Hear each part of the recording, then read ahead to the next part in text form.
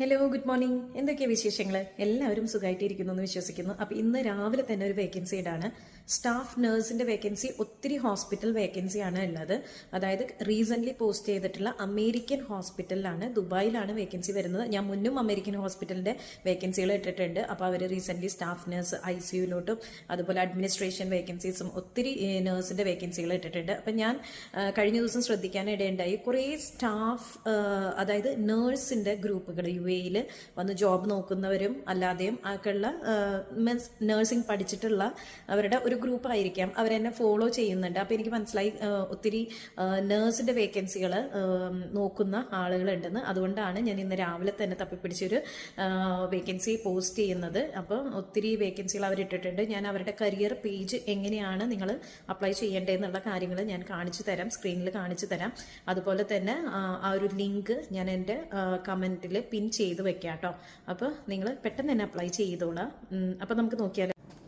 ഇതാണ് ലിങ്ക് വരുന്നത്. ഈ ലിങ്ക് ക്ലിക്ക് ചെയ്ത് കഴിഞ്ഞ് കഴിഞ്ഞിട്ടുണ്ടെങ്കിൽ നിങ്ങൾക്ക് ഇതുപോലെ അമേരിക്കൻ ഹോസ്പിറ്റലിൻ്റെ കരിയറിൻ്റെ ഒരു പേജിലോട്ടായിരിക്കും പോവുക. അവിടെ കണ്ടോ, assistant nurse, staff nurse, nurse manager, pharmacist, health care assistant, ഒരുപാട് വേക്കൻസികൾ റീസെൻ്റ്ലി ഇന്നലെ മിനിഞ്ഞാന്നുമായിട്ടുള്ള ഡേറ്റുകളിൽ അവർ പോസ്റ്റ് ചെയ്തിട്ടുണ്ട്. ET supervisor, MRI team leader, ഒത്തിരി വേക്കൻസീസ് ഉണ്ട് കേട്ടോ. 70 ഓപ്പൺ ജോബ്സ് ലൊക്കേഷൻ വൈസ് നിങ്ങൾക്ക് സെലക്ട് ചെയ്യാവുന്നതാണ്.